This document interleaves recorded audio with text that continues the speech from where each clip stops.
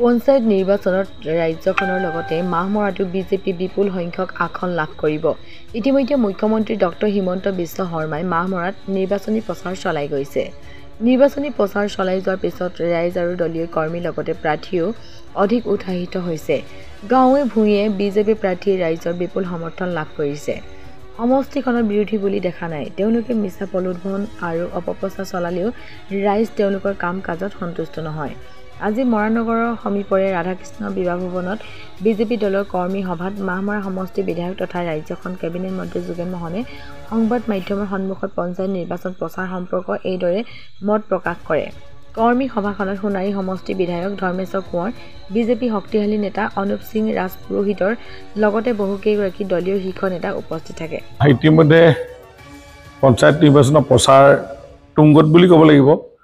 ইতিমধ্যে মুখ্যমন্ত্ৰী ডক্টৰ হিমন্ত বিশ্ব শৰ্মা আহি সভা কৰাৰ পাছত আমাৰ ৰাইজ আমাৰ প্ৰাৰ্থীসকল যথেষ্ট উৎসাহিত হৈছে আৰু জনসাধাৰণেও এইবাৰ ভাৰতীয় জনতা পাৰ্টীৰ প্ৰক্ষেপিত প্ৰাৰ্থীক ভোট দি জয়যুক্ত কৰাত আৰু পঞ্চায়তী ৰাজ ব্যৱস্থাটোত শাসনভাৰ দিয়াৰ ৰাইজেও সিদ্ধান্ত লৈছে। আমি গাঁৱে ভূঞে যথেষ্ট আদৰ সমাদৰ পাইছোঁ আৰু বিভিন্ন কংগ্ৰেছ দলৰ বা অন্যান্য দলৰ কৰ্মীসকলো ভাৰতীয় জনতা পাৰ্টীৰ পক্ষত ভোট যোগদান কৰি তেওঁলোকেও নিৰ্বাচনী প্ৰচাৰ একেলগে চলাইছে আৰু বিশেষ বিৰোধী প্ৰচাৰ দেখা নাই। তেনে যি নহওক আমাৰ পঞ্চায়তী ৰাজ ব্যৱস্থাটো শক্তিশালী কৰিবৰ কাৰণে আৰু গাঁৱে ভূঞে দুখীয়া দৰিদ্ৰ মানুহৰ উন্নয়ন সাধন কৰিবৰ কাৰণে পঞ্চায়তী ব্যৱস্থাটো উত্তম ব্যৱস্থা, এইটো নিকা আৰু স্বচ্ছ কৰিবৰ কাৰণে আমাৰ ভাৰতীয় জনতা পাৰ্টীৰ আমাৰ প্ৰক্ষেপিত প্ৰাৰ্থীসকল যিহেতু আন্তৰিকতাৰে কাম কৰিব,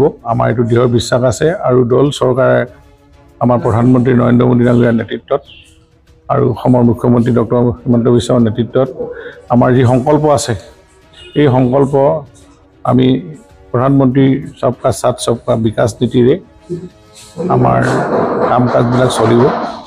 নিকা স্বচ্ছ পঞ্চায়ত ব্যৱস্থাৰ জৰিয়তেহে সাধাৰণ শ্ৰেণীৰ ৰাইজক সকাহ দিব পৰা হ'ব বা উন্নয়নৰ শীৰ্ষলৈ গাঁও অঞ্চলবিলাক লৈ যাব পৰা হ'ব। এই দিগন্তৰে আমাৰ নিৰ্বাচনত আমি অংশগ্ৰহণ কৰিছোঁ আৰু ৰাইজক প্ৰতিশ্ৰুতি দিয়া হৈছে আৰু ৰাইজেও আদৰ কৰিছে। আমি ভাবোঁ আমাৰ শতকৰা 100% আমাৰ পক্ষত থাকিব, আমাৰ প্ৰাৰ্থী জয় হ'ব আৰু এই বিৰোধী আমি বিশেষ দেখা নাই। তেওঁলোকে দুই এজন তেওঁলোকে প্ৰচাৰ চলাইছে কাৰণ তেওঁলোকে বিভিন্ন মিছা প্ৰলোভনেৰে ৰাইজক কথাবিলাক আশ্বাস দিছে, কাৰণ তেওঁলোকে 55 বছৰ শাসন, আমাৰ অসমত 9 বছৰ শাসন। এই পৰিৱৰ্তন দেখিছে ৰাইজে আৰু তেওঁলোকে কোৱা কথাই চলাই কথাবিলাক আজি ৰাইজে নেমানে। আমি এই কথা প্ৰত্যক্ষ কৰিছোঁ। আজিও আমাৰ অসম ৰাজ্যৰ প্ৰভাৰী হৰীশ ত্ৰিবেদী ডাঙৰীয়া আমাৰ মৰাণত আহি আছে, মাহমৰা সমষ্টিৰ কাৰ্যকৰ্তাসকলক লগ কৰিব। গতিকে আজি এঘণ্টাৰ পিছতে তেখেত পাবহি। গতিকেলৈ আমি আজি তেখেতৰ এই সভাখনত আমি সকলোৱে উৎসাহ দিম আৰু আমাৰ দলৰ কাৰ্যকৰ্তা যিহেতু প্ৰচাৰত জড়িত হৈ আছে, তেখেতসকল আহি আছে। গতিকে সকলোকে আমি আজি এই প্ৰচাৰ অভিযানত আজি 25 তাৰিখ আৰু অহাকালিলৈ আমাৰ ৰাজ্যিক সভাপতি দিলীপ শইকীয়া ডাঙৰীয়া আহিব। তেখেতকো আমি আদৰণি জনাম আৰু তেখেতৰ নিৰ্বাচনী প্ৰচাৰ অভিযানত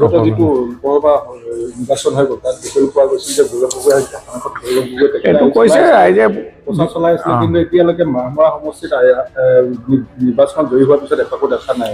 এইটোৱে ৰাইজে কয় গাঁৱে ভূঞে আজি আমি ভুল কৰিলোঁ বহুতে, আমি সেই আৱেগত বা যি মেজিক আছিল বুলি কয় গগৈ, সেই মেজিকে কাম এতিয়া নচলে আৰু তেওঁ সেই নাৱত ডুবন্ত নাৱত আমি নুঠোঁ, সেই মেজিক আমি নুঠোঁ আৰু এতিয়া আমি পৰিৱৰ্তন বিচাৰোঁ, উন্নয়ন লাগে। গতিকে তেওঁ লোকসভাত জয়ী হোৱাৰ পাছত তেখেতে আজিলৈকে আমাক এটা দেখাও পৰা নাই, এনেধৰণৰ কথাবিলাক কয় আৰু সেইটো কথা প্ৰতিফলন ঘটিছে গাঁৱে ভূঞে।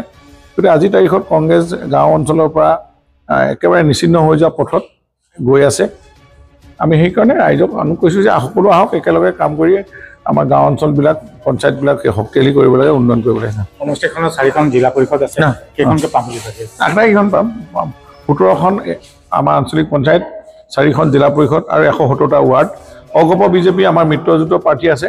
গতিকে অগপ বিজেপি মিত্ৰজোঁটৰ প্ৰাৰ্থী আমাৰ 100% জয়ী হ'ব, এইটো নিশ্চিত। আজিৰ তাৰিখত আমি দৃঢ় বিশ্বাস কৰিব।